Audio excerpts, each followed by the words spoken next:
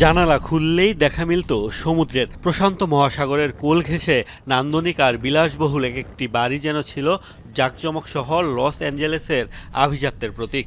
সেই বাড়িগুলো এখন কেবলই ধ্বংসস্তূপ। যেদিকেই চোখ যায় কেবল দেখা মেলে ধূসর ছাই আর বিধ্বস্ত বাড়ির ধ্বংসাবশেষ।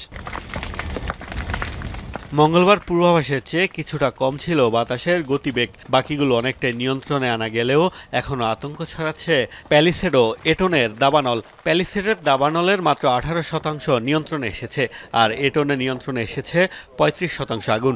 সামনের দিনগুলোতে বাতাসের তীব্রতা বাড়ার পূর্বাভাস থাকায় নতুন নতুন এলাকায় আগুন ছড়ানোর শঙ্কা কর্তৃপক্ষের।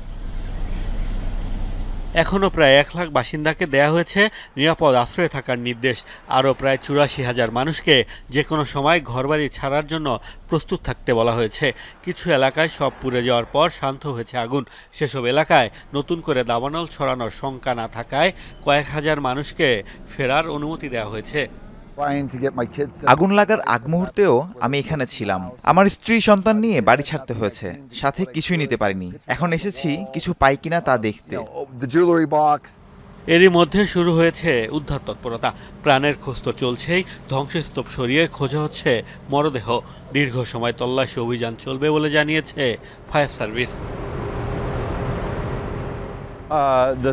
আমাদের উদ্ধারকর্মীরা তল্লাশি চালাচ্ছে। ক্ষতিগ্রস্ত প্রতিটা স্থাপনায় এই তল্লাশি চলবে। আমাদের প্রধান লক্ষ্য ঘর থেকে বের হতে পারেনি এমন কোনো ভিকটিম আটকা পড়েছে কিনা সেটি খুঁজে বের করা। এত বড় পরিসরে ক্ষয়ক্ষতির সাক্ষী খুব বেশি হইনি আমরা। দাবানলে ক্যালিফোর্নিয়ায় এখন পর্যন্ত 12,000 স্থাপনা ক্ষতিগ্রস্ত হয়েছে। আর্থিক ক্ষয়ক্ষতির পরিমাণ ছাড়াতে পারে 250 বিলিয়নের ঘর। মোস্তফা মাহমুদ, যমুনা নিউজ।